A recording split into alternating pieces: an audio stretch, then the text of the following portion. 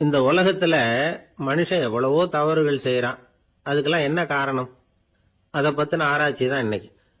இதுக்கு ஆராய்ச்சி என்னத்துக்கு? அது தெரிஞ்ச விஷயம் தானே அப்படின்னு நீங்க நினைக்கலாம். ஆனா அப்படி அலட்சியமா இந்த விஷயத்தை விட்டுறக்கூடாது. பொதுவா எல்லோரும் நினைக்கலாம், எது சரி எது தவறு அப்படின்னு தெரியாததுனாலதான் மனுஷன் தப்பு பண்றான் அப்படின்னு. ஆனா அப்படி சொல்லிட முடியாது. மனுஷன் தெரிஞ்சே தான் தவறுகள் பண்றான்.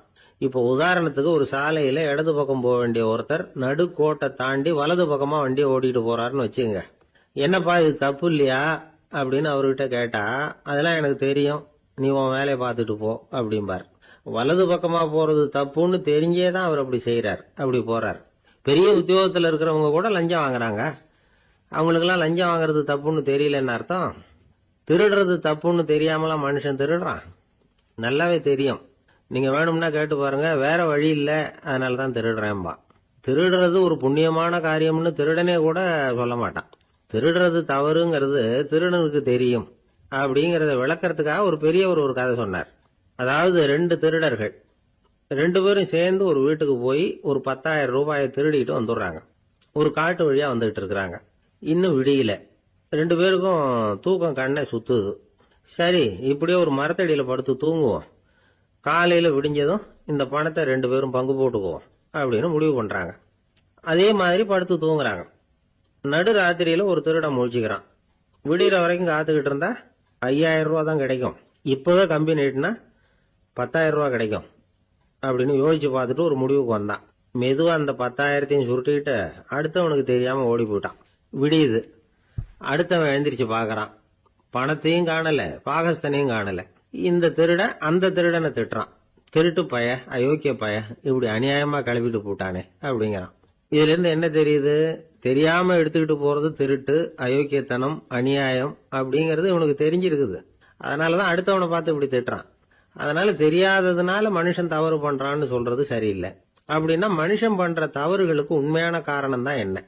இதே சந்தேகம் அர்ஜுனனுக்கும் வந்துதான். அதனாலதான் அவன் பகவானை பார்த்து கேக்குறான், மனுஷன் தன் விருப்பத்துக்கு விரோதமா ஏதோ ஒரு சக்தியினால பலாத்காரமா இழுக்கப்பட்டது மாதிரி பாவம் பண்றானே, அந்த சக்தி என்ன அப்படின்னு கேக்குறான். இதுக்கு பகவான் பதில் சொல்றார், காமமும் குரோதமும் தான் அந்த சக்திகள், அதாவது ஆசையும் சினமும். இது ரெண்டும் உன்னுடைய எதிரிகள் அப்படிங்கறத புரிஞ்சுக்கோ அப்படிங்கிறார். இன்னமும் நுணுக்கமா பார்த்தா காமத்தினுடைய மறு உருவங்கள் தான் குரோதமும் லோபமும். ஆசை நிறைவேறலன்னா குரோதம், அதாவது கோபம். ஆசை நிறைவேறிட்டதுன்னா லோபம், அதாவது பேராசை. பாவத்தை கண்ட்ரோல் பண்ணணும்னா அதுக்கு மெயின் சுவிட்ச் எது அப்படிங்கறது இப்பதான் தெரியுது. அதுக்கு மனுஷன் தெரிஞ்சேதான் தவறு பண்றான் அப்படின்னு பேசிக்கிட்டோமே. அதுக்கு ஒரு உதாரணம். ஒரு ஆளு ஹோட்டல்ல சாப்பிட போனான்.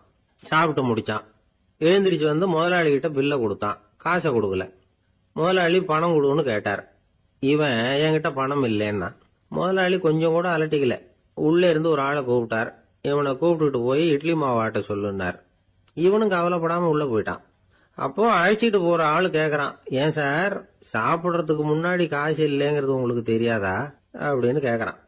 தெரியும், காசு இல்லைங்கிறதும் தெரியும், காசு இல்லாம சாப்பிட்டா மாவாட்டணுங்கிறதும் தெரியும் அப்படின்னா அந்த ஆள். அப்படின்னா நீங்க உங்க வீட்லயே சாப்பிட்டு இருக்கலாமே அப்படின்னு கேக்குறான் அவன். அதுக்கு இவர் சொல்றாரு, அது எப்படி, அங்க சாப்பிட்டாலும் நான் இதே வேலையை தானே செய்ய வேண்டியிருக்கும் அப்படின்னாராம். ஒரு ஊர்ல ஒரு பெரிய செல்வந்தர் இருந்தார். பணத்துக்கு பஞ்சம் இல்லை. அதனால இந்த உலகத்துல முடியாத காரியம் எதுவும் இல்லைன்னு நினைச்சார். பணம் இருந்தாலே அந்த நினைப்பு தானா வந்துடும். அதனால இவரும் அப்படி நினைச்சதுல ஒன்றும் தப்பு இல்லை. அந்த ஊருக்கு குருநானக் ஒரு தடவை வந்தார். அவருக்கு இந்த செல்வந்தர் ரொம்ப பிரமாதமா ஒரு வரவேற்பு கொடுத்தார். ஊர் எல்லையிலேயே எங்க வீட்டுக்கு விருந்து சாப்பிட்டுட்டு போகணும்னு கேட்டுக்கிட்டார். அவரும் சரின்னு ஒத்துக்கிட்டார். உடனே தன்னுடைய பங்களாவில் ஒரு பெரிய விருந்துக்கு ஏற்பாடு பண்ணார். குருநானக் அழைச்சிட்டு வீட்டுக்கு போனார். உட்கார வச்சார். ஐயா, நான் இந்த ஊர்லயே ரொம்ப பெரிய வசதி உள்ளவன், என்னால எல்லாம் முடியும், உங்களுக்காக நான் என்ன செய்யணும்னு சொல்லுங்க, எதுவா இருந்தாலும் பரவாயில்ல, எவ்வளவு செலவானாலும் பரவாயில்ல, என்னால செய்ய முடியும், என்ன செய்யணும்னு சொல்லுங்க, அது போதும், நான் செய்யறேன் அப்படின்னு நான் ரொம்ப பணிவா. இதை கேட்டதும் குருநானக் சிந்திச்சார் கொஞ்ச நேரம். அதுக்கப்புறம் தன்னோட சட்ட பைக்குள்ள கையை விட்டு ஒரு பழைய ஊசி ஒன்னு எடுத்தார். அந்த செல்வந்தர்கிட்ட கொடுத்தார். இத பாருங்க, இவ்வளவு தூரம் நீங்க கேட்கறதுனால சொல்றேன், எனக்கு நீங்க செய்ய வேண்டிய உதவி இதுதான். ஊசிய கையில வாங்கிக்கிட்டு இதை என்ன செய்யணும் சொல்லுங்க அப்படின்னாரு அவரு. நீங்க செய்ய வேண்டியது என்னன்னா, இந்த ஊசிய பத்திரமா வச்சிருக்கணும். நாம 2 பேரும் இறந்து போனதுக்கு பின்னாடி இன்னொரு உலகத்துல நாம சந்திக்கக்கூடிய வாய்ப்பு இருக்குது. அப்ப இந்த ஊசியை என்கிட்ட கொண்டாந்து கொடுக்கணும். இதுதான் நீங்க எனக்காக செய்ய வேண்டிய உதவி அப்படின்னார் குருநானக் லேசா சிரிச்சுக்கிட்டே. இதை கேட்ட உடனே இந்த பெரியவர் முழிக்க ஆரம்பிச்சிட்டார். அது எப்படிங்க, நான் சாகிறப்ப எப்படி இந்த ஊசியை எடுத்துக்கிட்டு இன்னொரு உலகத்துக்கு வர முடியும்னார். ஊசி மாதிரி ஒரு சின்ன பொருளை கூட இந்த உலகத்தை விட்டு நாம போறப்ப எடுத்துட்டு போக முடியாதுங்கிறப்போ உங்களோட செல்வத்தையெல்லாம் எப்படி அங்க எடுத்துட்டு வர போறீங்க அப்படின்னு கேட்டார் குருநானக். அதுக்கப்புறம் தான் அந்த பெரியவர் யோசிக்க ஆரம்பிச்சாராம். குருநானக் சொல்றார், இத பாருங்க, நாம செய்யற நல்லது கெட்டது தான் கடைசி வரைக்கும் நம்ம கூட இருக்கும். அடுத்தவங்க நல்லா இருக்கணுங்கிறதுக்காக பொருளை செலவு செய்யணும். அப்படி செய்யலைன்னா எந்த பிரயோஜனமும் இல்லை அப்படின்னார். அதுக்கப்புறம் தான் அந்த செல்வந்தரின் அறிவு கண் திறந்துதான். உடனே குருநானக்க வணங்கினார். ஐயா, என்கிட்ட இருந்த ஆணவம் போயிட்டுது. இனிமே என்கிட்ட இருக்கிற செல்வத்தை நல்ல வழியில செலவழிப்பேன் அப்படின்னாராம். நம்ம கிட்ட இருக்கிற பணம் எப்பவும் நம்ம கூடவே வந்துகிட்டு இருக்காதுங்கிறதுக்கு இது ஒரு உதாரணம். அதுக்காக நாம பணம் சேர்க்கறத பத்தி கவலைப்பட வேண்டியதில்லை, பேசாம படுத்து தூங்கிட்டு இருந்தா போதும் அப்படின்னு இதுக்கு அர்த்தம் பண்ணிக்கப்படாது. முறையான வழியில பணம் சேர்க்கணும், அதை முறையான வழியில செலவு பண்ணணும். அதனால ஏற்படக்கூடிய மன நிறைவு இருக்கு பாருங்க, அது அனுபவிச்சவங்களுக்கு தான் தெரியும். சொர்க்கத்துக்கு போறவங்க இங்க இருந்து பணத்தை எடுத்துட்டு போக முடியாது. ஆனா நம்ம செல்வத்தை இங்க மத்தவங்களுக்கு பயன்பட செய்து அதனால ஏற்படுற புண்ணியம் இருக்கு பாருங்க, அதை எடுத்துட்டு போக முடியுமா. இதுதான் ஆன்மீகவாதிகள்லாம் சொல்ற கருத்து. ஜான் நியூட்டன் ஒருத்தர், அவரு சொன்னார், நான் எப்பவாவது சொர்க்கத்துக்கு போய் சேர்ந்தேன்னா அங்க 3 அதிசயங்களை பார்ப்பேன்னார். என்னன்னு கேட்டாங்க. நான் யார் யாரு இருக்க மாட்டாங்கன்னு நினைச்சுக்கிட்டு இருந்தானோ அவங்கள சில பேர் அங்க இருப்பாங்க, அது ஒரு பெரிய அதிசயம்னார். சரி, அடுத்தது என்ன? 2வது அதிசயம் என்னன்னா, அங்க இருப்பாங்கன்னு நான் எதிர்பார்த்த சில பேர் அங்க இருக்க மாட்டாங்க அப்படின்னார். சரி, 3வது பெரிய ஆச்சரியம் என்ன அப்படின்னா, நான் அங்க இருக்க பாருங்க, அதுதான் அந்த 3வது அதிசயம் அப்படின்னாராம். சில பேரை இப்படி சொல்றது உண்டு, அடுத்தவங்களை அனுசரிச்சு நடந்துக்க தெரியல, அவன் என்ன சார் மனுஷன் அப்படிம்பாங்க. சக மனிதர்களோட எப்படி பழகிறது அப்படின்னு தெரியாததுனாலேயே பல பேர் இன்னைக்கு சங்கடப்பட்டுக்கிட்டு இருக்கிறாங்க. வசதி வாய்ப்பெல்லாம் சரியா இருக்கும், ஆனா வாழ்க்கை சரியா இருக்காது. இன்னொருத்தர்கிட்ட எப்படி பேசுறது பழகிறதுங்கிறது தெரியாததுனால தான் இந்த அவஸ்தை. சரி, இந்த அவஸ்தை இல்லாம வாழறது எப்படி? இதுக்கு அனுபவசாலிகள் சில வழிமுறைகளை சொல்றாங்க. அதெல்லாம் என்னென்னங்கிறத இப்ப தெரிஞ்சுக்குவோம். முதல்ல நம்ம நாக்கு நம்ம கண்ட்ரோல்ல இருக்கணும். வார்த்தைகளை கொட்டிவிட்டு அதுக்கப்புறம் அள்ள முடியாம கடந்து கஷ்டப்படக்கூடாது. எப்படி பேசுறோங்கிறதும் முக்கியம், பேசுறப்ப எப்படி முகத்தை வச்சிருக்கிறோங்கிறதும் முக்கியம். அன்பா பேசினாலும் நல்லா இருக்கும். அப்படி பேசுறப்ப ஆதரவா அவர் தோள் மேல ஒரு கையை போட்டுக்கிட்டு பேசினா இன்னமும் நல்லா இருக்கும். 2வது விஷயம், இன்னொருத்தர்கிட்ட பேசுறப்ப வாக்குறுதிகளை அள்ளி வீசக்கூடாது. கொடுக்கற வாக்குறுதி குறைச்சலா இருக்கணும். அப்படி கொடுத்த வாக்குறுதியை கண்டிப்பா நிறைவேற்றணும். நாம ஒருத்தரை பாராட்டுறோம் அல்லது அவரை பத்தி அபிப்பிராயம் சொல்றோம்னா அது ஆக்கப்பூர்வமா இருக்கணும். நம்ம பாராட்டு அல்லது விமர்சனம் அடுத்தவருடைய முன்னேற்றத்துக்கு உதவுறது மாதிரி இருக்கணும். நாம சொல்றதை கேட்டுட்டு அவன் தலையில கையை வச்சுட்டு உட்காந்துடக்கூடாது. எப்பவும் உற்சாகமா இருக்கணும், முகம் மலர்ச்சியா இருக்கணும். மனுஷன் இருந்தா வருத்தம், கவலை, ஏமாற்றம் எல்லாம் இருக்கதான் செய்யும். அதெல்லாம் மனசுல இருக்கட்டும். அந்த வருத்தமும் கவலையும் ஏமாற்றமும் சேர்ந்துகிட்டு நம்ம முகத்துல இருக்கிற மலர்ச்சியை மூடி மறைக்கிறதுக்கு நாம இடம் கொடுத்துடக்கூடாது. எந்த விஷயத்தை பத்தி யாருகிட்ட பேசினாலும் வெளிப்படையா பேசணும், திறந்த மனசோட பேசணும். மூடி மறைச்சி முன்னு மூழ்கிட்டு இருக்கக்கூடாது. இன்னொருத்தர்கிட்ட பேசுறப்போ விவாதம் பண்ணுங்க, அது தப்பு இல்லை, ஆனா வாதாடிக்கிட்டு இருக்கக்கூடாது. அதாவது என்ன சொல்றாங்கன்னா, டிஸ்கஸ் பண்ணலாம், ஆர்கியூ பண்ணக்கூடாதான். நம்ம கிட்ட இருக்கிற நல்ல குணங்களை நாம எடுத்து சொல்லிட்டு இருக்கக்கூடாது. அந்த நல்ல குணங்களே நம்மளை பத்தி எடுத்து சொல்லணும், அது மாதிரி நடந்துக்கணும். அதே மாதிரி அடுத்தவங்க கிட்ட உள்ள கெட்ட குணங்களை பத்தி அவசியம் இல்லாம நாம பேச வேண்டியதில்லை. உங்களை பத்தி யாராவது தப்பா பேசுறாங்களா, அப்படி அவங்க பேசுறதுல உண்மை இல்லையா அப்படின்னா அதை நீங்க பொருட்படுத்த வேண்டியதில்லை, விட்டுடலாம், அது தானா போயிடும். ஒரு 4-5 பேரோட பேசிக்கிட்டு இருந்தீங்கன்னா எல்லாருக்கும் முக்கியத்துவம் கொடுங்க, யாரையும் அலட்சியப்படுத்தாதீங்க. தமாஷா பேசலாம், ஆனா உங்க தமாஷ் அடுத்தவங்களை கேலி பண்றதா இருக்கக்கூடாது. நமக்கு கிடைக்க வேண்டியது கிடைக்கலையே அப்படிங்கிற தவிப்பு நம்ம கிட்ட இருக்கக்கூடாது, அது தேவையில்லை. உங்க செயல்பாடுகள் தெளிவா இருக்கட்டும், பாராட்டு தானா உங்களை தேடிட்டு வரும். இன்னொரு மனுஷனுடைய மனசுல கௌரவமான ஒரு இடத்த பிடிக்கணும்னா நாம இந்த குணத்தை எல்லாம் நம்ம கிட்ட வளர்த்துக்கணும். இதெல்லாம் அனுபவசாலிகள் சொல்லியிருக்கிற குறிப்புகள். இந்த குறிப்புகளை சரியா புரிஞ்சுக்கணும், அது முக்கியம். தப்பா புரிஞ்சுக்கிட்டா என்ன ஆகும் தெரியுமா? இதை கேளுங்க. ஒருத்தர் வந்தார். சார், அடுத்தவங்க தோள் மேல கையை போட்டுக்கிட்டு அன்பா பேசணும்னு சொன்னீங்க, அப்படிதான் பேசினேன். அவரு முதுக கூட தட்டி கொடுத்தேன், என் வேலை போயிட்டுது சார், வீட்டுக்கு அனுப்பிச்சுட்டாங்க அப்படின்னார். யாருக்கிட்ட அப்படி பேசுனீங்கன்னு கேட்டோம். என் முதலாளிகிட்ட சார் அப்படிங்கிறார் ரொம்ப சோகமா. ஒரு மாணவனை பார்த்தேன். என்ன தம்பி படிப்புலாம் எப்படி இருக்குது அப்படின்னு விசாரிச்சேன். அவன் ரொம்ப அழுத்துக்கிட்டான். நான் நல்லா தான் சார் படிக்கிறேன், இருந்தாலும் புத்தியில சரியா ஏற மாட்டேங்குது சார் அப்படின்னா. சரி, இவனும் நம்ம ரகம்தான் அப்படின்னு சொல்லி முடிவு பண்ணிட்டோம். கல்வி கற்கக்கூடிய ஒரு மாணவன் சம்பந்தப்படுற புத்திகள் பல வகை. அதை பத்தி ஒரு பெரியவர் விளக்கி இருக்கிறார். மிருத்து புத்தின்னு ஒன்று இருக்குதான். மிருத்துன்னா மண்ணு. மண்ணால செவுறு கட்டுறோம்ல, மண் சுவரில் ஆணி அடிக்கிறதும் சுலபம், அதை பிடுங்கி எடுக்கிறதும் சுலபம். அது மாதிரி சில பேர் குரு சொல்லி கொடுக்கறத சுலபமா கேட்டு தெரிஞ்சு வச்சுக்குவாங்க, கொஞ்ச நேரத்தில் சுலபமா மறந்தும் போயிடுவாங்க. இது மிருத்து புத்தின்னு பேரு, மண் புத்தி. தாரு புத்தின்னு ஒன்று உண்டான். தாருன்னா மரம். அதுல பச்சை மரத்துல ஆணி அடிக்கிறது சுலபம், ஆனா அதை எடுக்கிறது கஷ்டம். அது மாதிரி ஆசிரியர்கிட்ட இருந்து கேட்டதை கவனமா மனசுல பதிய வச்சுக்கிட்டு அதை மறக்காம இருக்கிறது தாரு புத்தி. பட்டை மரமா இருந்தா அதுல ஆணி அடிக்கிறதும் கஷ்டம், அடிக்கிற ஆணியும் சீக்கிரம் நழுவிடும். அது மாதிரி கேட்கிற விஷயம் மனசுல பதியறதும் கஷ்டம். அப்படியே பதிஞ்சாலும் அது நீடிச்சு இருக்கிறதும் கஷ்டம், கொஞ்ச காலத்துல மறந்துடும். இன்னொரு வகை புத்தி ஒன்று உண்டு, அதுக்கு பேரு சிலா புத்தின்னு பேரு. சிலான்னா கல்லு. ஒரு கருங்கல்ல 4 துளைய போட்டு ஒரு துளையில உளிய வச்சு அடிச்சா மற்ற துளை வழியாவும் பிளந்து கல்லு 2 ஆயிடும். அது மாதிரி சந்தியான இடங்கள்ல குறிப்பா ஒரு பொருளை சொன்னா அதை வச்சுக்கிட்டு மற்றதையும் தெரிஞ்சுக்கிறது, அது சிலா புத்தின்னு பேர். வேணு புத்தின்னா என்ன தெரியுமா? வேணும்னா மூங்கில். மூங்கில் கணுவுல ஒரு பக்கம் உளிய வச்சு அடிச்சா 2 பக்கமும் பிளந்துரும். அது மாதிரி ஒரு செய்தியை கேட்டுக்கிட்டு இருக்கிறப்பவே அதோட முன்பின் தொடர்களையும் தெரிஞ்சுக்கணும், அது வேணு புத்தி. தைல புத்தின்னு ஒன்று உண்டு. தைலம்ங்கிறது எண்ணெய். தண்ணியில ஒரு துளி எண்ணெயை விட்டா அது தண்ணி பூரா பரவி போடுதுல்ல, அது இப்படி பரவுறது மாதிரி ஆசிரியர் சுருக்கமா ஒரு கருத்தை சொன்னா அதை வச்சுக்கிட்டு பூரா விஷயங்களையும் தெரிஞ்சுக்கணும், அது தைல புத்தி. கற்பூர புத்தின்னு ஒன்று கேள்விப்பட்டிருக்கோம். அது எப்படின்னா, கற்பூரம் தீ பட்ட உடனே பிடிச்சிக்கும். ஆசிரியர் சொன்ன உடனே நுண்ணறிவோட பாடங்களை புரிஞ்சுக்கிறது இந்த வகை புத்தி. கரி புத்தின்னு ஒன்று. அது எப்படின்னா, கரியில நெருப்பை வச்சு விசிறிய பிறகு அதுக்கப்புறம் அது கறி நெருப்பாகும். அது மாதிரி காலம்பரை சாயந்தர வேலைகள்ல ஆசிரியர் பாடம் சொல்லி கொடுப்பார், அதை கொண்டு புரிஞ்சுக்கிறது இந்த வகை. கதலித்தண்டு புத்தின்னு ஒன்று சொல்லுவாங்க. கதலிங்கிறது வாழை மரம்.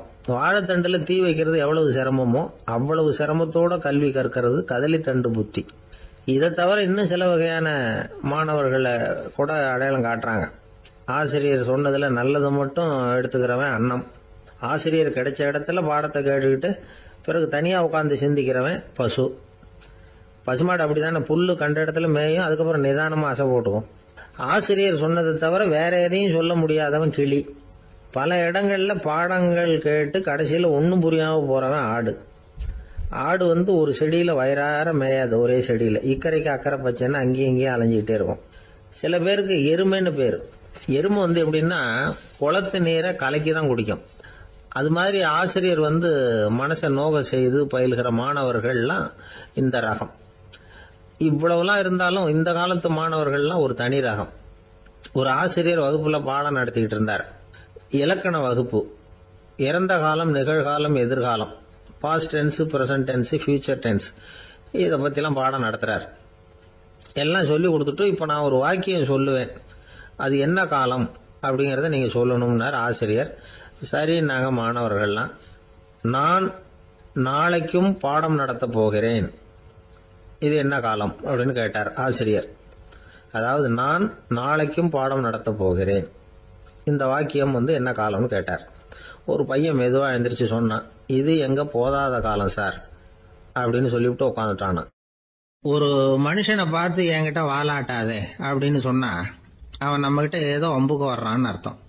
ஒரு நாயை பார்த்து யாரும் என்கிட்ட வாலாட்டாதே அப்படின்னு சொல்றது இல்லை. ஏன்னா நாய் வாலாட்டுனா அது நம்ம கிட்ட தன்னுடைய நன்றியை தெரிவிக்கிறதாக நினைச்சுக்கிட்டு இருக்கிறோம். ஆனா அது அப்படி இல்லை அப்படின்னு சொல்றாங்க அது சம்பந்தமான நிபுணர்கள். ஒரு நாய் தன்னுடைய வாலை இந்த பக்கமும் அந்த பக்கமுமா இப்படியும் அப்படியும் ஆட்டிக்கிட்டு இருந்தா அது பதட்டத்துல கூட இருக்கலாம். நாய் நட்பா இருந்தாலும் வாலாட்டும், ஆத்திரத்துல இருந்தாலும் வாலாட்டும், கோபத்துல இருந்தாலும் வாலாட்டும், குழப்பத்துல இருந்தாலும் வாலாட்டும், மகிழ்ச்சியா இருந்தா கூட அது வாலாட்டும். அதை நாம தப்பா புரிஞ்சுக்கிட்டு அதுகிட்ட போய் மாட்டிக்க கூடாது. நாயை பத்தி எனக்கு நல்லா தெரியும் அப்படின்னு சொல்றவங்க கூட அதுகிட்ட கடி வாங்கிட்டு நிக்கிறது உண்டு. நிபுணர்கள் என்ன சொல்றாங்க தெரியுமா? எப்பவுமே நாய்கள் திடீர்னு கடிச்சு விடுறது இல்ல, கடிக்கிறதுக்கு முன்னாடி சில அறிகுறிகளை காட்டும். அதை சரியா புரிஞ்சுக்கிட்டோம்னா தப்பிச்சுக்கலாம். ஒரு வீட்டுக்கு போறீங்க, அங்க புதுசா ஒரு நாயை பாக்குறீங்க, உடனே அதுகிட்ட போய் குனிஞ்சு சிரிச்சுக்கிட்டே அது தலையில தட்டுறீங்க. இது ரொம்ப தப்பா. ஒரு நாய் இன்னொரு நாயை நேருக்கு நேர் பார்த்து பல்ல காட்டுனா அது தன்னுடைய தன்முனைப்பை காட்டுதுன்னு அர்த்தமா. உன்னை விட நான் பெரியவன் அப்படின்னு சொல்லுதுன்னு அர்த்தம். அதனால நீங்க அது மாதிரி கிட்ட போய் சிரிக்கிறோம் அப்படின்னு நினைச்சுக்கிட்டு பல்ல காட்டினா உங்களையும் எதிரியா நினைச்சிரும். இன்னொரு விஷயம் என்னன்னா, தலையில தட்டுனா நாய்க்கு பிடிக்காது. அது தன்னை அடக்கிறதாகவும் அச்சுறுத்துறதாகவும் நினைச்சுக்கிட்டு இருக்கும். சரி, அப்படின்னா புதுசா ஒரு இடத்துல அல்லது வீட்டுல நாய்க்குட்டியை பார்த்தா என்ன பண்றது? நீங்க சும்மா இருங்க, அதுவா கிட்ட வரட்டும். அதுக்கப்புறம் அதுகிட்ட கனிவா பேசுங்க. கண்ணம், மார்பு, தோல் இங்கெல்லாம் தட்டலாம், தப்பு இல்லையா? தலையில தான் தட்டப்படாதான். ஒரு நாய் உங்களை நோக்கி ஓடி வருது, நீங்களும் ஓடுனா அது துரத்த ஆரம்பிச்சிடும். அசையாம சில மாதிரி நின்றுடுங்க, அது கிட்ட வராது. அதுக்கு ஆர்வம் இல்லாம போயிடும். ஒரு தெருவில் சின்ன பிள்ளைங்க நிறைய பேர் விளையாடிக்கிட்டு இருக்கிறாங்க. அப்ப சில நாய்கள் அங்க ஓடி வருது. எல்லாரும் ஓடினாங்க. அப்படி ஓடுறப்போ ஒரு பையன் கால் தடிக்கு கீழே விழுந்துட்டான். என்னாச்சு தெரியுமா? துரத்திட்டு வந்த நாய்கள்லாம் கீழே விழுந்தவன ஒன்றும் செய்யல, அவன் கிட்டே போகல. ஓடிக்கிட்டு இருந்தாங்கல்ல பசங்க, அவங்கள துரத்திக்கிட்டு அவங்க பின்னாடி ஓடிச்சான். அதுதான் நாய்களுடைய சுபாவம். ஒரு நாய் நம்மளை நேருக்கு நேர் முறைச்சு பாக்குதுன்னு வச்சுங்க, நாமளும் அதை முறைச்சு பார்க்க கூடாது. நாம வேற பக்கம் எங்கேயாவது பார்க்க ஆரம்பிச்சிடணும். ஒரு நாய் கோபமா இருந்ததுன்னா அதோட வால் உறுதியா நேரா நிக்கும். ஒரு நாய் பணிந்து போனா அல்லது பயந்து போனா அது தன்னோட வாலை காலுக்கு நடுவில் வச்சுக்கும். ஒரு நாய் நம்மளை பார்த்து பயந்து நிக்குதுன்னு வச்சுங்க, அதனால நமக்கு ஆபத்து இல்லைன்னு நினைச்சிடக்கூடாது. உங்களை பார்த்துட்டு ஒரு நாய் ஒடுங்குச்சுன்னா நீங்க விலகி போயிடணும் அப்படின்னு அது நினைக்குது. நிறைய பேர் பயந்து போன நாயால கடிபடுறாங்க. இவன் நம்மளை விட பெரிய ஆள், மாட்டிக்கிட்டோம், வேற வழி இல்லை அப்படிங்கிற நினைப்புல தான் நாய் கடிக்க ஆரம்பிக்குதான். இதே மாதிரி சங்கிலியால கட்டி போடப்பட்டிருக்கிற நாயும் ஆபத்தானதுதான். தொடர்ந்து கட்டி போட்டிருந்தா காலப்போக்கில் அது ஒரு மாதிரி ஆயிடும். நாய் குழந்தைகளை கடிக்காது அப்படின்னு சில பேர் சொல்லுவாங்க. அதுவும் ஒரு தவறான நம்பிக்கை. அதனால சின்ன குழந்தைகளை தனியா நாயோட விளையாட விடக்கூடாது. ஆக கூடி நாயை பத்தி நிறைய விஷயம் புரிஞ்சுக்க வேண்டியிருக்குது. ஒருத்தர் தன்னுடைய நண்பர் வீட்டுக்கு போயிருந்தார். அவசியம் எங்க வீட்டுல சாப்பிட்டுட்டு தான் போகணும் அப்படின்னு ரொம்ப அன்பா சொல்லிவிட்டார். அதை மீற முடியல இவரால. சரின்னு உட்காந்துட்டார். சாப்பாடு போட்டாங்க, சாப்பிட ஆரம்பிச்சார். அவங்க வீட்டுல கட்டி போட்டு இருந்த நாய்க்குட்டி இவர் சாப்பிடுறத முறைச்சு பார்த்தது. ஏன் இப்படி என்ன இது முறைச்சு பாக்குது உங்க வீட்டு நாய்க்குட்டி அப்படின்னு ஒரு கேட்டார். அப்ப அவங்க சொன்னாங்களாம், அதுகிட்ட ஒரு கெட்ட பழக்கம்ங்க, தன்னோட தட்டுல யாரு சாப்பிட்டாலும் அது அப்படிதான் முறைச்சு பார்க்கும் அப்படின்னாரா அவர். ஒருத்தர் ரொம்ப அவசரமா வந்தார். சார், மனுஷன் நிம்மதியா இருக்கிறதுக்கு என்ன வழின்னு கேட்டார். சீக்கிரமா ஒரு கல்யாணத்தை பண்ணீங்க, எல்லாம் சரியா போடும் அப்படின்னோம். அவர் ஒரு மாதிரியா பார்த்தார். ஏற்கனவே எனக்கு கல்யாணம் ஆயிட்டுது சார், அதனால தானே நிம்மதியா இருக்கிறதுக்கு வழி கேட்கறேன் அப்படின்னார். சரி, இவர் ஒரு மாதிரியான கேஸ் அப்படின்னு நினைச்சுக்கிட்டு நம்மகிட்ட இருந்த ஒரு சின்ன புத்தகத்தை அவர்கிட்ட தூக்கி கொடுத்தோம். இதை படிச்சு பாருங்கன்னு. கல்யாணத்துக்கு பிறகும் சந்தோஷமா இருக்கிறதுக்கு என்ன வழி அப்படிங்கிற கேள்விக்கு அந்த புத்தகத்துல விளக்கம் இருந்தது. கணவன் மனைவிக்குள்ள சிக்கல் வராம இருக்கிறதுக்கு அதுல சில வழிகளை சொல்லி கொடுத்துருக்குறாங்க.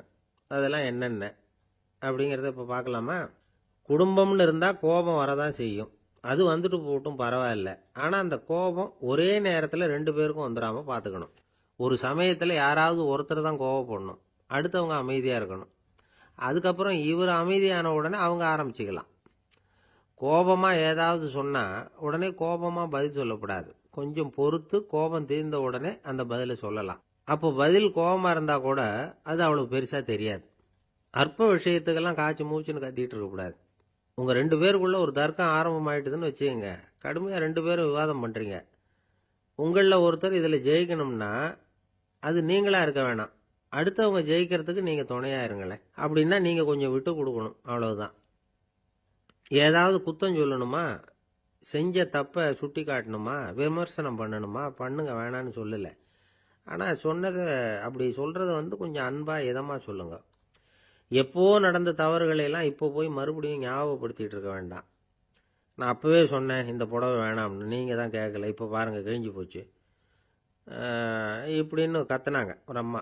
எப்போ சொன்னீங்கன்னு கேட்டால் ஒரு 10 வருஷத்துக்கு முன்னாடி தீபாவளி சமயத்தில் அப்படிங்கிறாங்க. அது என்ன இன்னும் அப்படியே புதுசாகவே இருக்கும்? உங்களுக்கு அவர் தான் பெருசு, அவருக்கு நீங்கள் தான் பெருசு. அதை விட இந்த உலகத்தில் வேற எதுவும் முக்கியம் இல்லைன்னு நினைக்கணும். நீ தான் என்னுடைய உலகம்னு எத்தனை தடவை சொல்லியிருப்பீங்க? அதெல்லாம் வெறும் வசனமாக போயிடக்கூடாது. ஏதாவது ஒரு பிரச்சனையை பற்றி கடுமையாக விவாதம் பண்ணிக்கிட்டு இருக்கீங்க, அதை அப்படியே பாதியில் விட்டுட்டு படுக்கைக்கு போயிடக்கூடாது. சொச்சத்தை நாளைக்கு பேசிக்கலாம்னு. அப்படி போனால் தூக்கம் வராது. பிரச்சனையை ஒரு முடிவு பண்ணிக்கிட்டு அதுக்கப்புறமா தூங்க போகணும். ஒரு நாளில் ஒரு தடவையாவது உங்கள் ஜோடியை பாராட்டி நல்ல விதமாக கனிவாக ஒரு வார்த்தை சொல்லணும் அப்படின்னு தீர்மானம் பண்ணீங்க.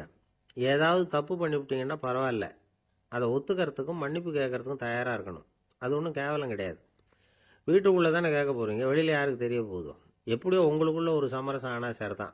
ஒரு தகராறுன்னு எடுத்துக்கிட்டா குறைஞ்சபட்சம் அதுக்கு 2 பேர் தேவை. தனியாகவே உட்காந்துக்கிட்டு நான் இப்போ தகராறு பண்ணிகிட்டு இருக்கிறேன் அப்படின்னு யாரும் சொல்ல முடியாது. 2 பேர் தகராறு பண்ணுறாங்கன்னா பொதுவாக அந்த 2 பேரில் யார் அதிகமாக பேசுகிறாங்களோ அவங்க பேரில் தான் தப்பு இருக்கும். அதை மனசில் வச்சுக்கணும். இதெல்லாம் தான் அந்த புத்தகத்தில் போட்டிருக்கிற வழிமுறைகள். இவ்வளவும் சரியாக வரலைன்னா அப்புறமா சொல்லுங்கள், வேற புத்தகம் ஏதாவது இருக்கான்னு தேடுவோம். ஒரு கணவன் தன்னுடைய மனைவியை அழைச்சிட்டு ஒரு மனோதத்துவ டாக்டர்கிட்ட வந்தாராம்.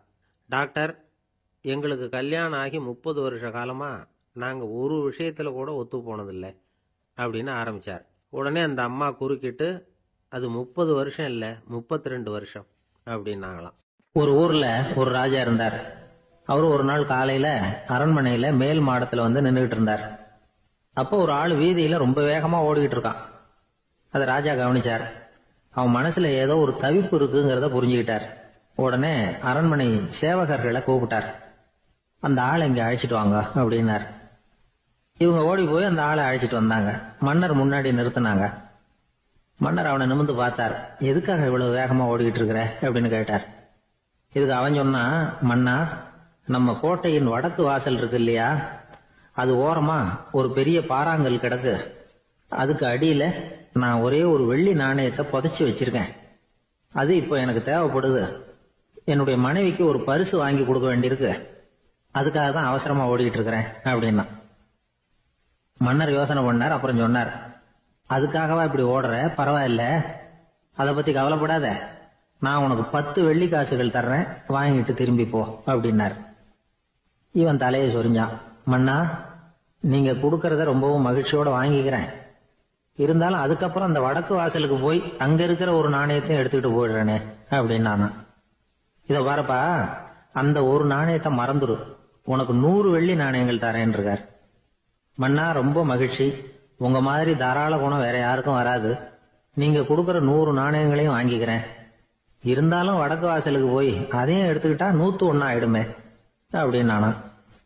இதை பாருப்பா, அந்த ஒரு நாணயத்தை மறந்துரு, அது எக்கேடாவது கெட்டு போகட்டும். நான் உனக்கு 100 பொற்காசுகள் தரேன், அதையாவது வாங்கிட்டு வந்த வழியிலேயே திரும்பி போடுன்னாராம். தங்க நாணயங்களே தரேன்னு சொல்றீங்க, தாராளமா வாங்கிக்கிறேன். இருந்தாலும் வடக்கு வாசலுக்கு போய் அப்படின்னு மறுபடியும் ஆரம்பிச்சான். அரசர் பொறுமை இழந்துட்டார். கடைசியா ஒரு முடிவுக்கு வந்துட்டார். இதை பாருப்பா, உனக்கு என்னுடைய ராஜ்யத்திலேயே பாதியை கொடுத்துட்றேன், அப்படியாவது திருப்தியா திரும்பி போ அப்படின்னாராம். மன்னா, உங்களுடைய பெருந்தன்மைக்கு ஈடு இணையே கிடையாது. தேசத்திலேயே பாதி பிரிச்சு கொடுக்குறேன்னு சொல்றீங்க, அதனால உங்ககிட்ட ஒரு சின்ன வேண்டுகோள் அப்படின்னானா. சொல்லுன்னாராம் மன்னர் ஆர்வமா. இவன் மெதுவா ஆரம்பிச்சான். அப்படி இந்த ராஜ்யத்தை 2ஆ பிரிக்கிறப்போ அந்த வடக்கு வாசல் இருக்கிற பக்கத்தை என்கிட்டயே கொடுத்துருங்கோ அப்படின்னானா. மன்னர் அசந்து போயிட்டார். இந்த கதை எதுக்காகன்னு கேட்டா, மனம்ங்கிறது ஒரு குரங்குங்கிறத புரிஞ்சுக்கிறதுக்காகத்தான். உன்னை பிடிச்சுக்கிட்டா லேசில விடாது. அப்படிப்பட்ட மனச அறிவு தான் வழி நடத்தணும். அதுலதான் வாழ்க்கையின் வெற்றி அடங்கி இருக்குது. ஒரு சின்ன பையன் தெருவில் அழுதுகிட்டு இருந்தான். ஏன்பா அழுவுறேன்னு ஒரு பெரியவர் கேட்டார். 1 ரூபா காசை இங்க தொலைச்சுட்டேன் அப்படின்னா. சரி, அதுக்காக அழாத, அதுக்கு பதிலா 10 ரூபா தரேன், இந்தா வச்சுக்கோன்னு கொடுத்தாரு. அந்த 10 ரூபாய வாங்கி சட்டப்பையில போட்டுக்கிட்டு அதை விட அதிகமா சத்தம் போட்டு அழ ஆரம்பிச்சுட்டான். மறுபடியும் ஏன்டா அழறேன்னு கேட்டார் பெரியவர். அந்த ₹1 கிடைச்சிட்டுதுன்னா இப்ப என்கிட்ட ₹11 இருக்குமே, இப்ப ₹10 தானே இருக்கு அப்படின்னு சொல்லிவிட்டு அழறான். ஒரு ஊர்ல 4 நண்பர்கள் இருந்தாங்க. 4 பேரும் சோம்பேறிகள். 4 பேருக்கும் எந்த வேலையும் செய்யறதுக்கு உடம்பு வளையறதில்ல. இருந்தாலும் சோம்பேறித்தனத்துல ஒருத்தருக்கு ஒருத்தர் கொஞ்சம் வித்தியாசம் உண்டு. அதுக்கு தகுந்த மாதிரி அவங்களுக்கு பேர் அமைஞ்சு போச்சு.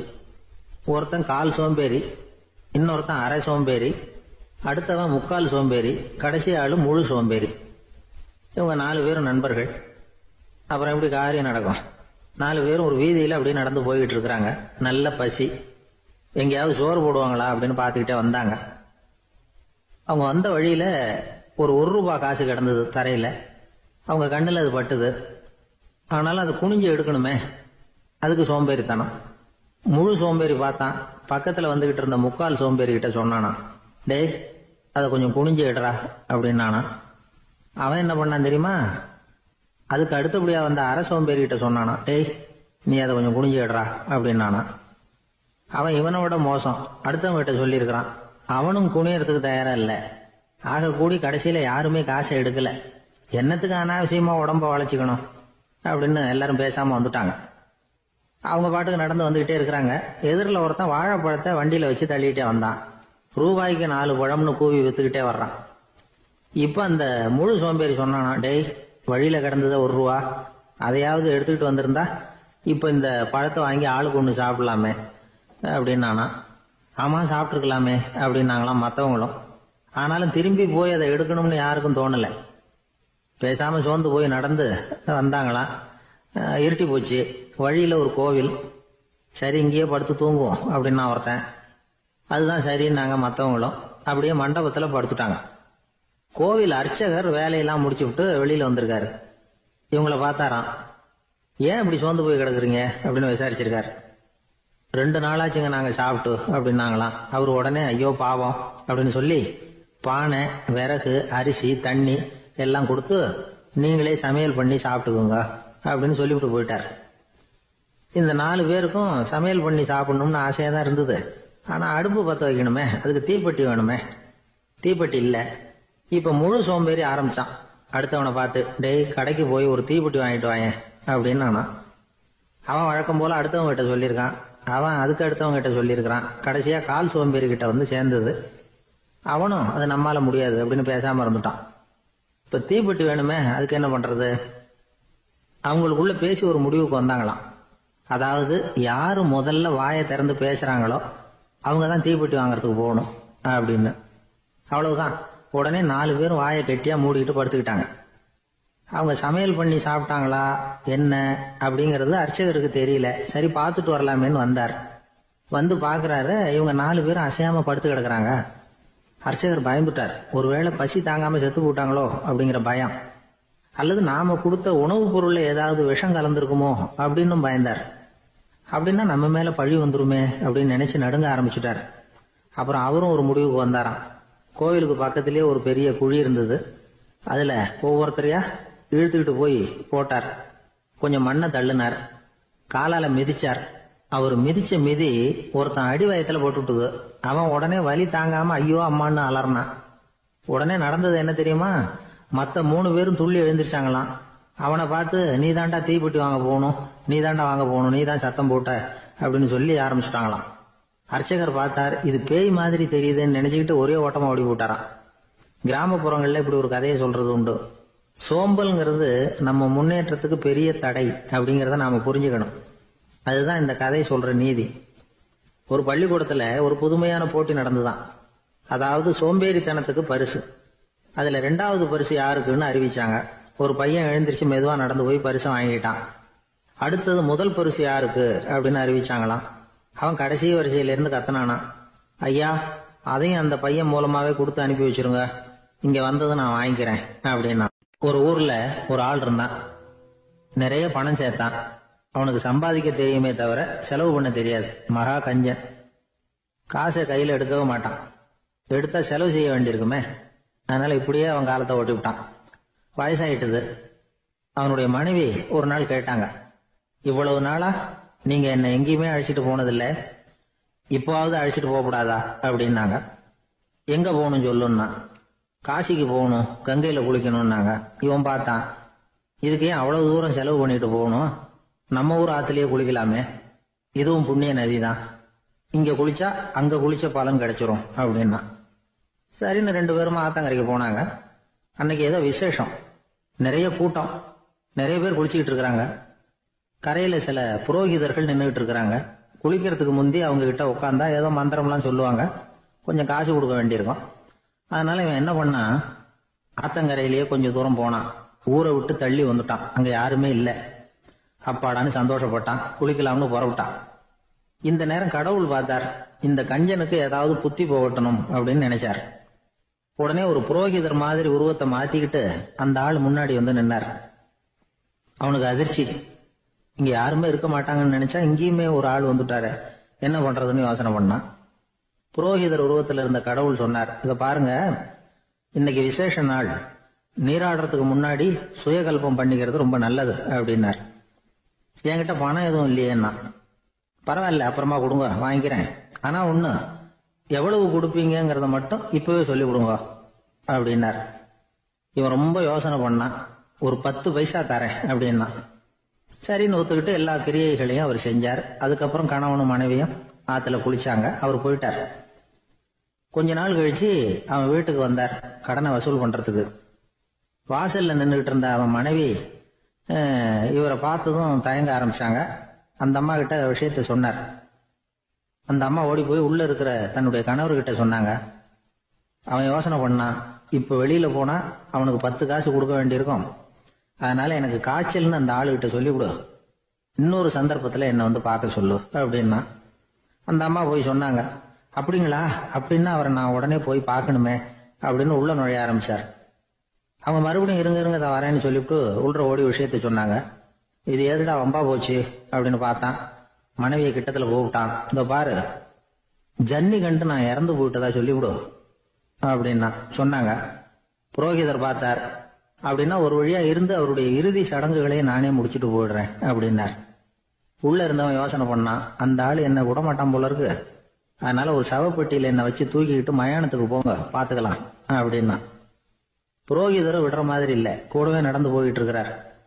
அங்க இறக்கி சடங்குகளை முடிச்சுட்டு தீ வைக்கிற நேரம் பொட்டிக்குள்ள இருந்த நம்ம ஆளு அலறி அடிச்சுட்டு வெளியில ஓடி வந்தான்.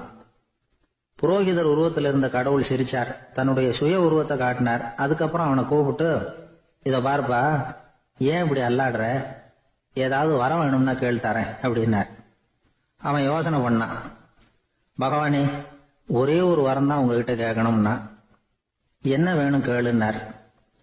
அந்த 10 பைசா தட்சணையை தள்ளுபடி பண்ணா போதும் அப்படின்னா. கடவுளும் சரின்னு சொல்லிட்டு போயிட்டார். இப்படி ஒரு கதையை சுவாமி சிவானந்தர் சொல்லியிருக்கிறார். செல்வந்தர்கள் பல பேர் இப்படித்தான் இருக்கிறாங்க, தாங்களும் அனுபவிக்க மாட்டாங்க, அடுத்தவங்களுக்கும் கொடுக்க மாட்டாங்க. இது மாதிரியான கஞ்சர்களுக்கு இந்த உலகம் இல்லை, அந்த உலகம் இல்லைங்கிறார் அவர்.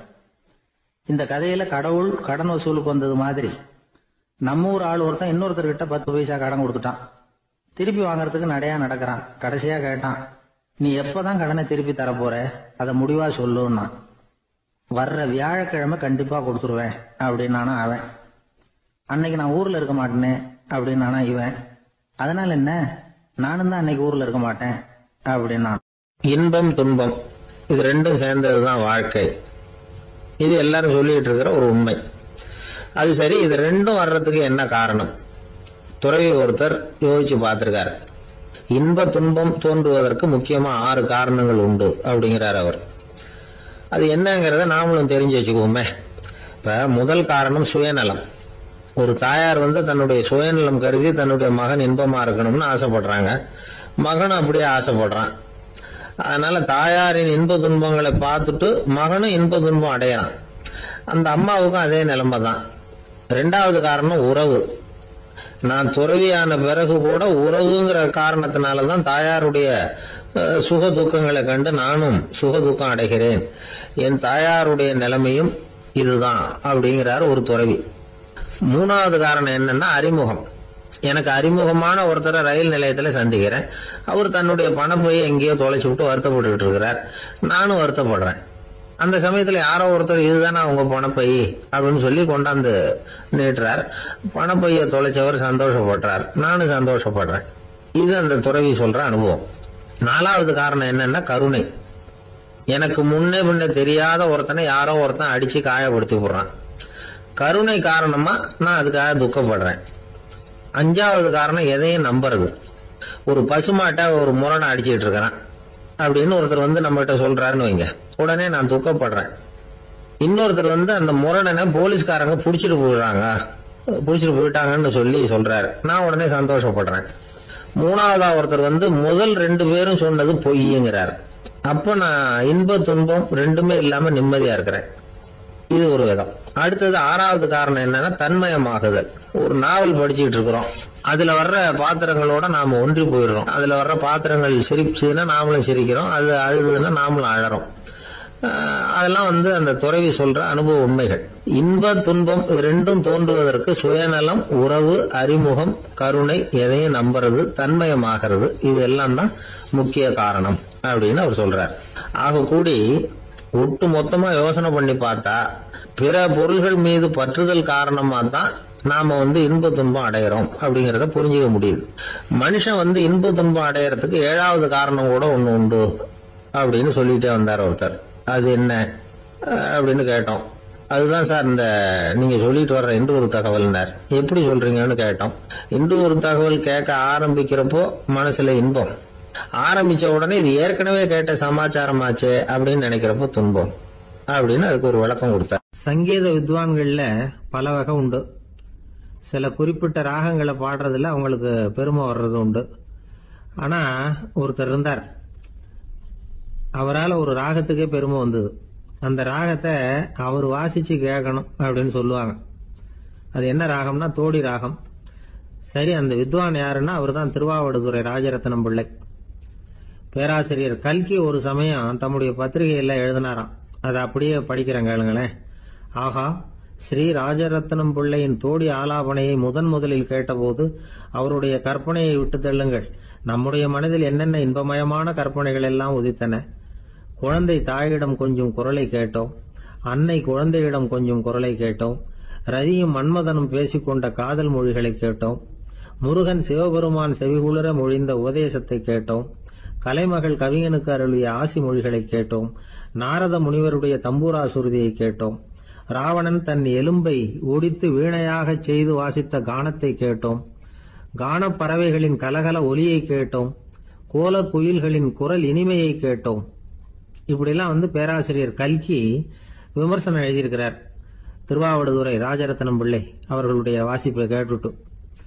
TN ராஜரத்னம் பிள்ளை வந்து இறந்து போனார். அப்போ கவிஞர் கண்ணதாசன் எழுதினார், செவியனில் ஓடி எங்கள் சிந்தையில் ஓடி இந்த புவியெல்லாம் ஓடி நின்பார் பொங்கிய தோடி வேறிங்கு எவரிடம் போகும் ஐய இனி அதை காப்பார் யாவர் அவிந்தனின் சடலத்தோடே அவிந்தது தோடிதானும் அப்படின்னு எழுதினாராம். அந்த அளவுக்கு அவருடைய தோடியை வந்து ரசித்தவர்கள் உண்டு.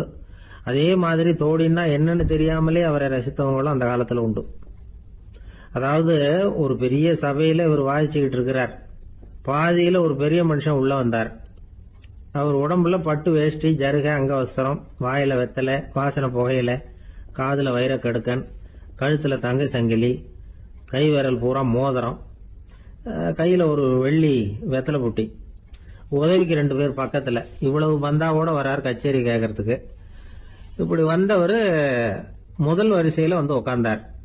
வித்வான் வாசிச்சு முடிச்சதும் இவர் அவரை பார்த்து, ஐயா, நீங்க தோடி வாசிக்கிறதுல ரொம்ப கெட்டிக்காரர்னு கேள்விப்பட்டிருக்கேன், அதை கேட்கறதுக்காக தான் மெனக்கிட்டு வந்திருக்கிறேன், அதை வாசிங்களேன் அப்படின்னாராம் இந்த பெரியவர்.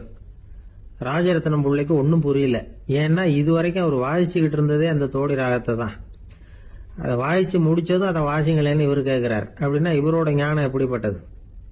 இவ்வளவும் கேட்டுட்டு இப்படி கேட்கிறாரே அப்படின்னு அவர் யோசிச்சிருக்கிறார் ராஜரத்னம் பிள்ளை. உடனே என்ன பண்ணாரு தெரியுமா?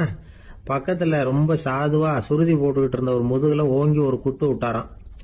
அவருக்கு ஒன்றும் புரியல, எதுக்கு நம்மளை அடிக்கிறாரு இவரு, நம்மளை குத்துறாரு வித்வான்னு. அவர் அதிர்ச்சியால இவர் நிமிர்ந்து பார்த்திருக்கார். அப்ப ராஜரத்னம் பிள்ளை சொன்னாராம், ஏய்யா ஐயா பெரிய மனுஷன், என்னுடைய பரம ரசிகர், தோடி ராகம் கேட்கணுங்கிறதுக்காக இவ்வளவு தூரம் வந்திருக்கிறார், வந்து வரிசையில் உட்கார்ந்துருக்கார். நீ இந்த சமயம் பார்த்து தோடி ராகம் வாசிக்கிற நாதஸ்வரத்தை வீட்டில் வச்சுட்டு வந்துட்டியே, இப்ப ஐயாவுக்காக அந்த ராகத்தை நான் எப்படி வாசிக்கிறது அப்படின்னு சொல்லிவிட்டு மறுபடியும் முதுகுல ஒரு அடி கொடுத்தாராம். அடி வாங்கினவருக்கே சிரிப்பு அடக்க முடியலையா. வயிறு பசிக்குதேங்கிறது சிலரோட கவலை, வயிறு பசிக்க மாட்டேங்குதே அப்படிங்கிறது சில பேரோட கவலை. ரெண்டு விதமான கவலைக்கும் வயிறு தான் காரணமா இருக்குது. வயிறு பசிச்சதுன்னா அது இயற்கை, வயிறு பசிக்கலைன்னா அது வியாதி. ஆனா பசியையும் நாம பசிப்பிணி அப்படின்னு தான் சொல்லுவோம். என்ன காரணம்?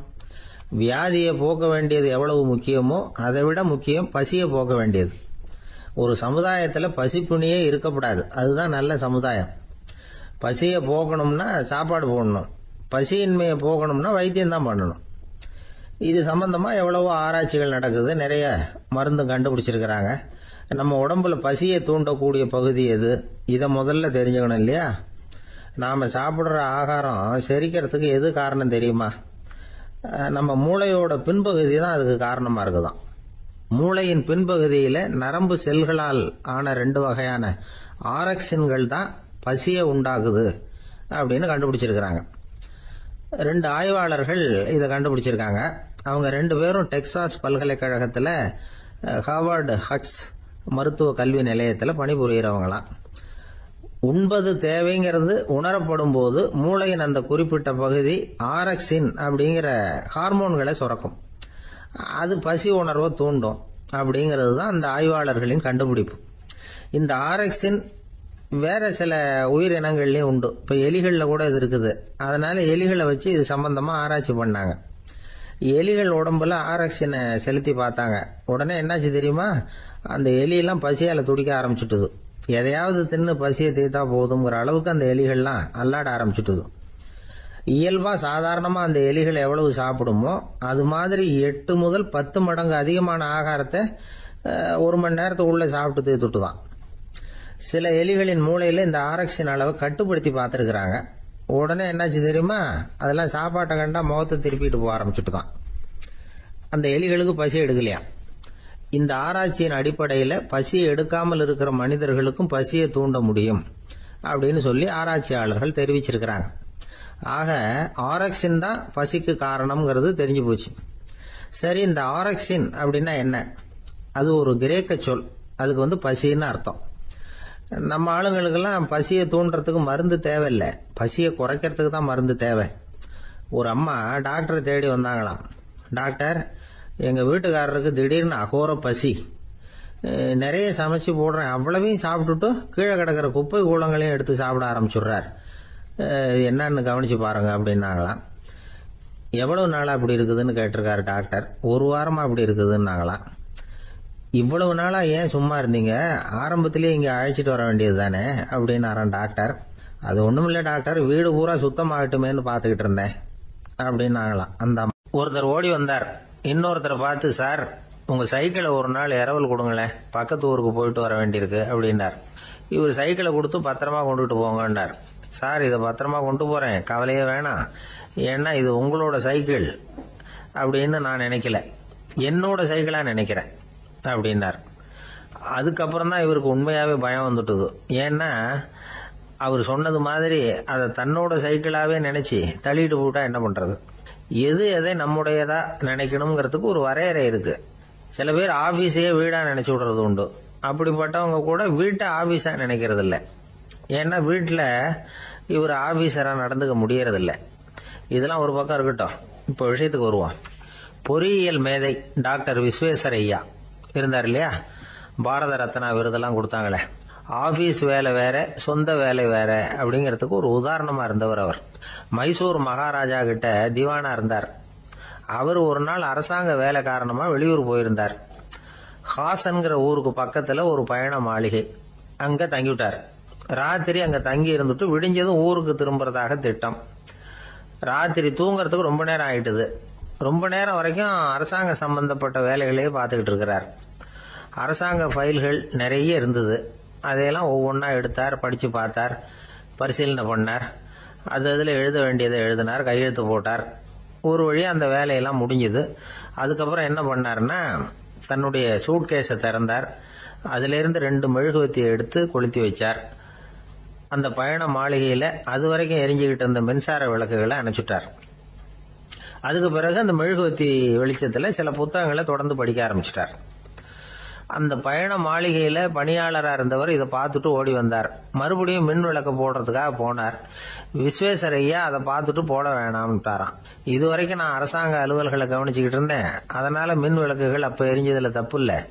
இப்ப நான் புத்தகம் படிச்சுக்கிட்டு இருக்கேன், இது என்னுடைய சொந்த வேலை. இங்க இருக்கிற மின் விளக்கு அதுக்காக ஏன் எரியணும் அப்படின்னு கேட்டாராம். இப்ப இருக்கிற சில அரசு பணியாளர்கள் கிட்ட இந்த சம்பவத்தை பேச்சோட பேச்சா சொல்லி பார்த்தேன். அவங்களால இதை ஜீரணிக்கவே முடியல. நேர்மை தேவைதான் சார், அதுக்காக அவ்வளவு தூரத்துக்கு அது தேவையா அப்படிங்கிறாங்க. விஸ்வேஸ்வரையா அப்படி பண்ணினது தான் ஒரு நேர்மையாளர் அப்படின்னு இந்த உலகத்துக்கு நிரூபிக்கணுங்கிறதுக்காக இல்லை. தான் அப்படி நடந்து காட்டினா தன்னை சுத்தி இருக்கிறவங்களும் அதை கேள்விப்படுறவங்களும் முடிஞ்ச அளவுக்கு பொது வாழ்க்கையில அரசு பணியில நேர்மையை கடைபிடிக்க முயற்சி பண்ணலாமே அப்படிங்கிறதுக்காகத்தான். இப்பவும் சில பேர் இருக்கிறாங்க, இவங்க ஆபீஸ் வேற வீடு வேறன்னு நினைக்கிறது இல்ல, அவ்வளவு உரிமை. ஒருத்தர் அப்படிதான், அவருக்கு அவசரமா 5000 ரூபாய் தேவைப்பட்டது. ஆபீஸ் பணத்தை எடுத்துக்கிட்டார். அந்த நேரம் பார்த்து ஆடிட் வந்துட்டுது. ஆப்பிட்டுக்கிட்டார். விசாரணை நடக்குது. அவர் சொல்றார், சார் நான் நேரம் காலம் பார்க்காம ஆபீஸ்ல வேலை செய்வேன், ஏன்னா அதை என்னோட ஆபீஸா நினைக்கிறேன். அவசரத்துக்கு அந்த பணத்தை எடுத்தேன், மறுபடியும் வச்சுடலாம்னு தான் இருந்தேன், அதுக்குள்ள இப்படி ஆயிட்டுது. நீங்க என்ன நினைச்சாலும் சரி, நான் ஆபீஸ் வேற வீடு வேற அப்படின்னு நினைக்கிறது இல்ல, அது என்னோட சுபாவம் அப்படின்னார். விசாரணை பண்ணவர் தீர்ப்பு வழங்கினார். உங்க சுபாவத்துக்கு மதிப்பு கொடுத்து நானும் தீர்ப்பு வழங்குறேன். நீங்க கொஞ்ச நாள் ஜெயிலில் இருந்துட்டு வாங்க, அது உங்களுக்கு கஷ்டமா இருக்காதுன்னு நினைக்கிறேன்.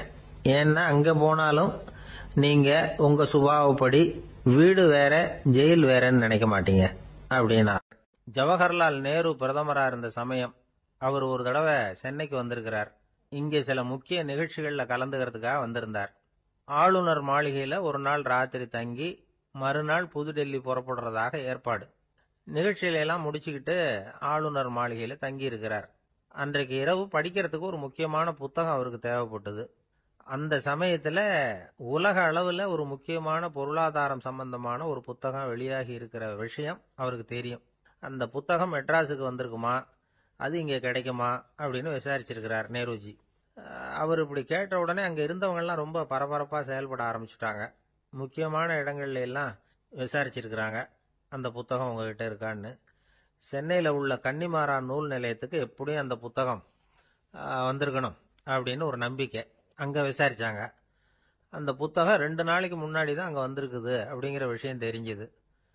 உடனே எல்லாரும் அங்க ஓடினாங்க. அவங்களுக்கு இன்னொரு சந்தேகம், புத்தகம் வந்திருக்கு சரி, அது இந்த சமயத்துல வேற யாரும் படிக்கிறதுக்கு எடுத்துட்டு போயிருக்க கூடாதே அப்படிங்கிற சந்தேகம் இருந்தாலும் மனசுக்குள்ள ஒரு தைரியம். இப்படி ஒரு புத்தகம் வெளிவந்திருக்கிற விஷயமே நேருஜி சொல்லி தான் நமக்கே தெரியும். அதுவும் இல்லாம உலக பொருளாதாரம் சம்பந்தமான ஏதோ ஒரு புத்தகம் அது. அதை போய் இந்த நேரத்துல அவ்வளவு ஆர்வமா யாரு எடுத்துட்டு போயிட போறாங்க அப்படிங்கிற தைரியம். இந்த தைரியத்தோட அந்த நூல் நிலையத்துக்கு ஓடினாங்க. புத்தகத்தை தேடுனா அது கிடைக்கல, யாரோ எடுத்துட்டு போயிருக்கிறாங்க. நேருவுக்கு மட்டுமே தெரிஞ்சிருந்த அந்த புத்தகம் பத்தின விஷயம் சென்னையில வேற ஒருத்தருக்கும் தெரிஞ்சிருக்குது. உடனே எல்லாரும் பரபரப்பா அந்த அதுக்குன்னு இருக்கிற ரிஜிஸ்டர் இருக்குல்ல, பதிவேடு, அதை புரட்டி பாக்குறாங்க யார் எடுத்துட்டு போறாங்கன்னு தெரிஞ்சுக்கிறதுக்காக. எடுத்துட்டு போனவங்க அதுல கையெழுத்து போட்டிருப்பாங்கல்ல, அதை பார்த்து யாருன்னு தெரிஞ்சுக்கலாம் அப்படிங்கிறதுக்காக தான் அதை புரட்டுறாங்க. அதோ அந்த புத்தகத்தோட பேரு பக்கத்துல அதை எடுத்துக்கிட்டு போனவங்க கையெழுத்து. உத்து பாக்குறாங்க எல்லாரும். அதுல போட்டிருக்குது பேரு CN அண்ணாதுரை அப்படின்னு எழுதியிருந்தது. அவரு தான் பேரறிஞர் அண்ணா. நேரு படிக்க விரும்பின ஒரு புத்தகத்தை அதே நேரம் படிக்க விரும்பின இன்னொரு தலைவர் இவர். படிக்கிறதுல அவருக்கு இருந்த ஆர்வத்தை நாம தெரிஞ்சுக்கணும்னா அதுக்கு எவ்வளவோ சம்பவங்கள் இருக்கு. கடைசி காலத்துல அவர் அடையாறு மருத்துவமனையில படுத்திருக்கிறார். அவருக்கு ஒரு முக்கியமான அறுவை சிகிச்சை செய்ய வேண்டியிருக்குது அவசரமா. அமெரிக்காவிலிருந்து டாக்டர் மில்லர் வந்திருக்கிறார். அவர்கிட்ட கேட்கிறார், டாக்டர் நாளைக்கே அறுவை சிகிச்சை செய்ய போறீங்களா அப்படின்னு. ஆமாங்கிறார் டாக்டர் மில்லர். நாளைக்கு மறுநாள் செஞ்சுக்கிறனே அப்படின்னாராம் அண்ணா. ஏன் ஏதாவது நாள் பாக்குறீங்களான்னு கேட்டிருக்கார். இல்ல, ஒரு புத்தகத்தை படிச்சுக்கிட்டு இருக்கிறேன், அதை நாளைக்குள்ள முடிச்சிருவேன், அதுக்கப்புறம் நான் இறந்தாலும் கவலை இல்லை அப்படின்னாராம் இவர். அவர் தான் அறிஞர் அண்ணா. சங்ககால நூல்கள்ல இருந்து சமீபத்துல வந்த நூல்கள் வரைக்கும் எல்லாம் அவர் படிச்சிருக்கிறார். ஒரு திருமண விழாவில் அவர் பேசும்பொழுது சொன்ன விஷயம் இது. சங்க காலத்துல காதலியை மணக்க விரும்புகிறவனுக்கு அவனுடைய தந்தை வீர சோதனைகள்லாம் வைப்பாரு. போய் புலிப்பல்லு கொண்டுகிட்டு வா, அப்போதான் என் பொண்ணை கொடுப்பேன் அப்படின்னு சொல்லுவார். காதலன் உடனே காட்டுக்கு போவான், ஒரு புலியை கொன்று அதனுடைய பல்ல கொண்டுகிட்டு வருவான். அதை வீர பதக்கத்துல பதிச்சு அவனுக்கு மாமனார் சூட்டுவார் கல்யாண சமயத்துல. இப்போலாம் காதலன் கிட்ட அப்படி சொல்ல முடியாது. இப்போலாம் காதலன் கிட்ட காட்டுக்கு போய் புலிப்பல் கொண்டுகிட்டு வான்னு யாராவது சொன்னா புலிதான் மாப்பிள்ளையா வந்து சேரும் அப்படின்னார். வங்க நாவலாசிரியர் சரத் சந்திரர் ஒரு நண்பர் அவர்கிட்ட வந்தார். வழக்கமா எல்லா எழுத்தாளர்கள்கிட்டையும் கேட்கிற ஒரு கேள்வியை கேட்டார். நீங்க எழுத்துத்துறைக்கு வந்தது எப்படி? இதுதான் கேள்வி. அதை தெரிஞ்சு என்ன பிரயோஜனம்னார் சரத் சந்திரர். சும்மா சொல்லுங்களேன், தெரிஞ்சுக்கிறேன் அப்படின்னார் வந்தவர். சரி சொல்றேன்னு ஆரம்பிச்சார். நான் ரங்கூன்ல வேலை பார்த்துக்கிட்டு இருந்தேன். சம்பளம் பத்தல. வேலையும் பார்த்துக்கிட்டு ஒரு பலசரக்கு கடை வைக்கலாம்னு நினைச்சேன். என்னால் மளிகை கடை வச்சு சரியாக நடத்த முடியுமாங்கிற சந்தேகம் என் மனைவிக்கு. அதை சோதனை பண்ணி பார்க்கணுங்கிறதுக்காக சில பொருள்களின் அளவு, அதோட விலை, இப்படி சிலதை சொல்லி எல்லாத்தையும் மனக்கணக்காக கூட்டி போட சொன்னாங்க. என்னால் சரியாக கூட்டி சொல்ல முடியல. உங்களால் மளிகை கடை நடத்த முடியாதுன்னு சொல்லிவிட்டாங்க. உடனே என்ன பண்ணுறது, வேற வழி இல்லை, கதை எழுத ஆரம்பிச்சிட்டேன் அப்படின்னார். கேட்டவருக்கு சிரிப்பு வந்துட்டு தான். சரத் சந்திரர் ஒரு பக்கம் சீரியஸான நாவல்கள், சிறுகதைகள் எழுதியிருந்தாலும் அவருடைய இன்னொரு பக்கம் வேற விதம். நண்பர்கள் கிட்ட பேசும்பொழுதும் சரி, அவர்களுக்கு கடிதங்கள் எழுதும் போதும் சரி, கேலியும் கிண்டலும் நகைச்சுவை உணர்வும் அதிகமா இருக்கும். காந்திஜி ஒரு சமயம் கல்கத்தாவுக்கு வந்திருந்தார். தேசபக்தர்கள் பல பேர் அவர்கிட்ட பேசிக்கிட்டு இருந்தாங்க. அப்போ சரத் சந்திரரும் அங்க இருந்தார். கிரண் சங்கர் ராய் அப்படிங்கிறவரும் அங்க இருந்தார். அவர் சொன்னாராம், காந்திஜியோட பழகிய முதல் வங்காளி நான் தான். போயர் யுத்த காலத்துல இவர் லண்டனுக்கு வந்திருந்தப்போ என்கிட்ட தான் வங்காள மொழி கத்துக்கிட்டார் அப்படின்னாராம். உடனே சரத் சந்திரர் காந்திஜியை பார்த்து, இவர் உங்களுக்கு வங்காள மொழி கத்து கொடுத்தது உண்மைதானா அப்படின்னாராம். ஆமான்னாராம் காந்தி. அதனாலதான் உங்களால வங்காள மொழி கத்துக்க முடியல அப்படின்னாராம். எல்லாரும் சிரிச்சாங்களாம். சரத் சந்திரர் சாம்தாபேர் அப்படிங்கிற கிராமத்துல தங்கி இருந்தார். ஒரு இலக்கிய நிகழ்ச்சியில கலந்துக்கிறதுக்காக. அதுக்காக ஒரு கல்கத்தாவுக்கு போக வேண்டிய சூழ்நிலை. அதுக்காக புறப்பட்டார். அந்த சமயத்துல பின்னாடி இருந்து யாரோ அவரை கூப்பிட்டாங்க. இப்படி கூப்பிட்டவரை பார்த்து இன்னொருத்தர் யாரோ அதட்டி இருக்கிறாங்க. போகிறவரை ஏன் இப்படி கூப்பிடுறீங்க அப்படின்னு. ஏன் கூப்பிட்டா என்னன்னு கேட்டிருக்கார் சரத் சந்திரர்.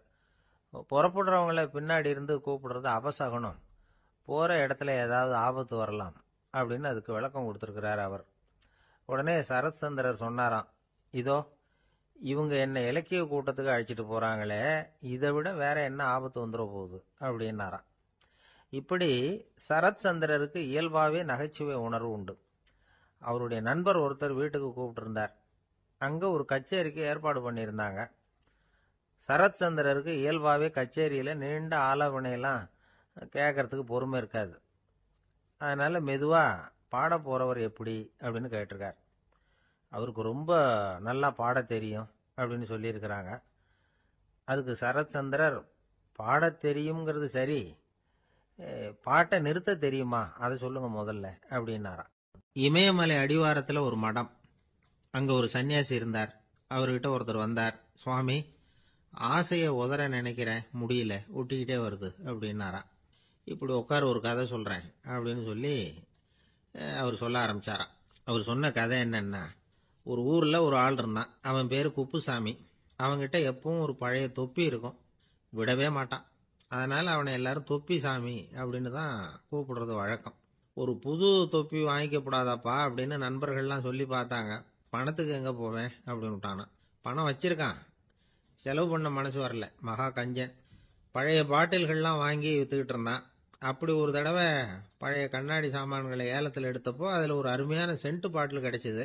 உடனே ஒரு ஐடியா பண்ணான். அந்த சென்ட்டை சின்ன சின்ன பாட்டில்களில் அடைச்சி ஜன்னல் ஓரமா அடுக்கி வச்சுட்டான்.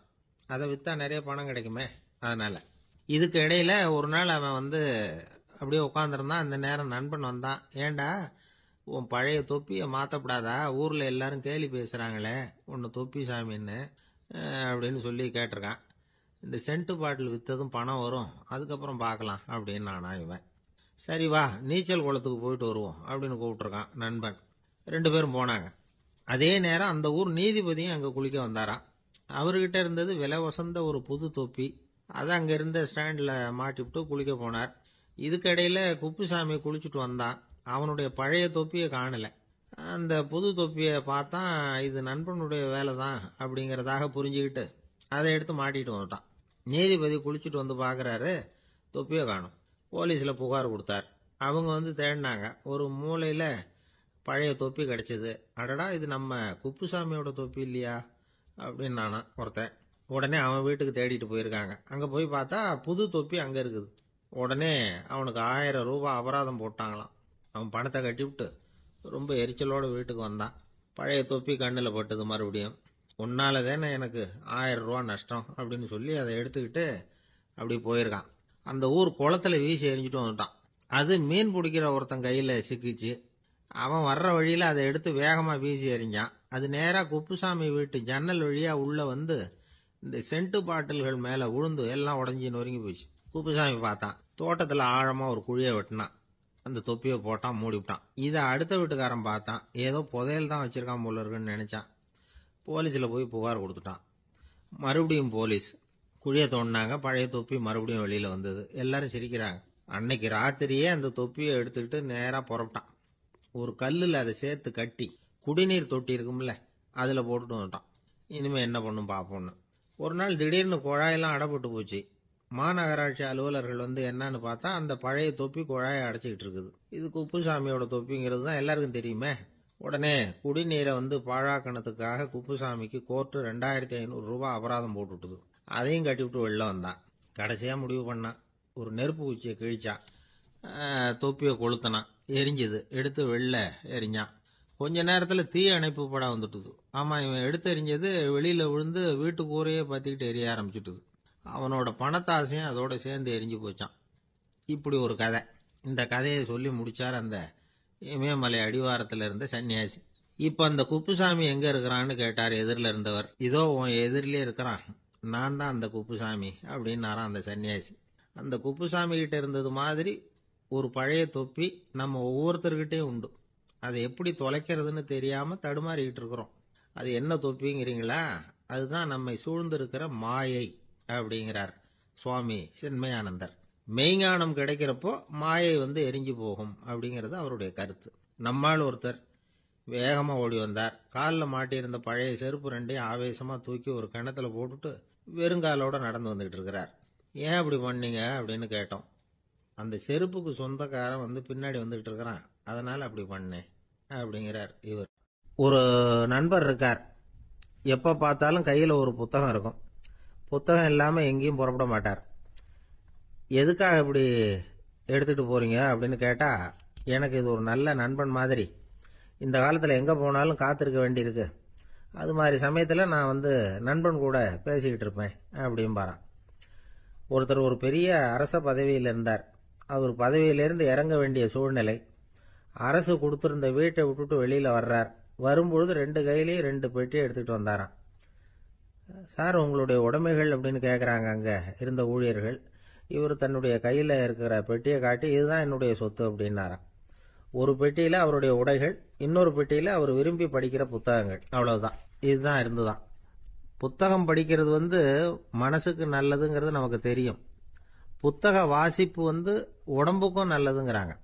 அது நமக்கு ஆச்சரியமா தான் இருக்குது. ஒரு நபர் ஒரு வருஷத்துல சராசரியா 2000 பக்கங்களை படிச்சிருக்கணுமா, யுனெஸ்கோ பரிந்துரை.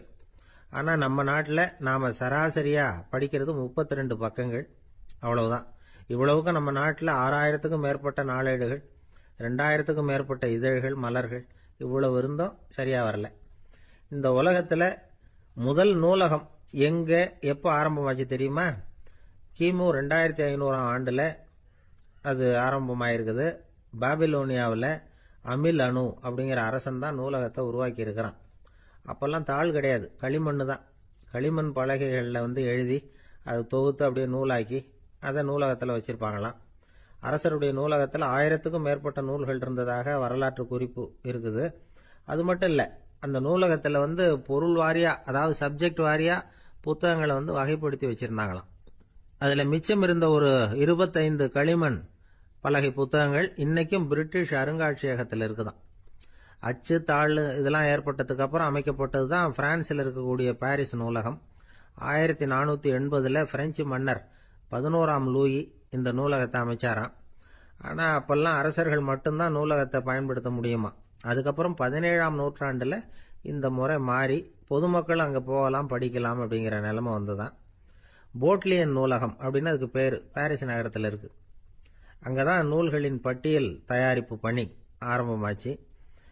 கல்வி வளர்ச்சியையும் நூலகத்தையும் இணைச்சவர் நெப்போலியன் போனபார்ட். முன்பணம் செலுத்தி புத்தகத்தை படிக்கிற முறையையும் அவர் தான் கொண்டுட்டு வந்தாராம். மக்கள்கிட்ட வசூலிக்கிற வரியின் ஒரு பகுதியை நூலகத்துக்கு பயன்படுத்தினவரும் அவர் தானா. நெப்போலியன் நூலகத்தில் உலகத்தில் உள்ள எல்லா மொழி நூல்களும் இருக்குதான். அங்கே ஒரு தமிழ் நூலும் இருந்திருக்குது. அது என்னன்னா கம்பராமாயணம். சோவியத் யூனியனுக்கு படையெடுத்து போனப்போ அங்கிருந்து லட்சக்கணக்கான புத்தகங்களை இந்த பனிச்சறுக்கு வாகனங்கள் இருக்குல்ல அதில் கொண்டுகிட்டு வந்ததாக வரலாறு.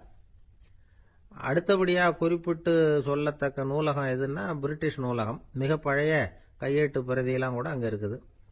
1753 ஆரம்பமாச்சு. அதில் உள்ள நூல்களை வரிசையாக அடுக்கினா 180 கிலோமீட்டர் நீளத்துக்கு வருமா. மிகப்பெரிய நூலகம் அமெரிக்க தலைநகர் வாஷிங்டனில் இருக்குதான். இந்தியாவை பொறுத்த வரைக்கும் பெரிய பழைய நூலகம் எதுன்னா கல்கத்தா நூலகம். எல்லா இந்திய மொழி நூல்களும் இங்கே உண்டு. மகாகவி பாரதியார் நடத்தின இந்தியாங்கிற இதழின் எல்லா பிரதிகளும் அங்கே பாதுகாப்பாக இருக்குது. படிக்கும் பழக்கம் இங்கே வளர வேண்டியிருக்குது. ஒருத்தர்கிட்ட ஒரு புஸ்தகத்தை கொடுத்து விமர்சனம் எழுத சொல்லியிருந்தாங்க. கொஞ்ச நாள் கழிச்சு அவரை போய் பார்த்து, என்னங்க புஸ்தகத்தை படித்து பார்த்தீங்களா,